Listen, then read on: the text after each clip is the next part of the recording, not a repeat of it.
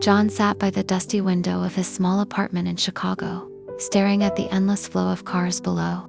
Years of routine had drained him. Wake up, go to work, come home, repeat. The city outside seemed alive, yet he felt like a ghost, trapped inside his own walls. Every morning, the shrill alarm clock rang at 6 a.m. John hated the sound, yet never changed it. It reminded him of his father's words, "Life is about discipline, son." But as he dressed in his wrinkled shirt, he wondered if discipline was all life was meant to be. At work, John walked down the long corridor of cubicles. The fluorescent lights hummed, the air smelled of stale coffee, and everyone's face looked pale under the artificial glow. Conversations were mechanical, laughter forced. John felt invisible among them. In the break room, John poured himself another cup of bitter coffee. He overheard his colleagues discussing vacations, hobbies, and dreams. He had nothing to add. He realized he couldn't remember the last time he laughed, genuinely. The evening train rattled through the city. John sat by the window, his reflection staring back at him.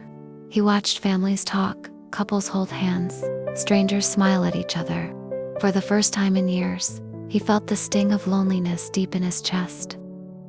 As John stepped off the train, he heard a street musician playing the saxophone. The melody was raw and soulful, filling the night air with life. People stopped to listen, but John walked past quickly. Still, the sound lingered in his mind long after he left. At home, John opened an old drawer and found a photograph of himself as a young man holding a guitar, smiling with friends. His hands trembled.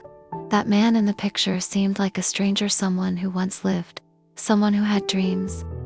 Rain pounded against the window as John sat on his bed, lost in thought.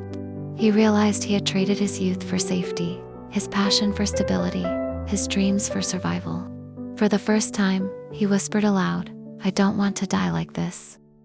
The next day, John climbed to the attic and found his old guitar case. Dust covered it, but when he opened it, the strings still hummed faintly. His heart beat faster. He felt the faint spark of something long forgotten hope. He strummed the guitar for the first time in decades.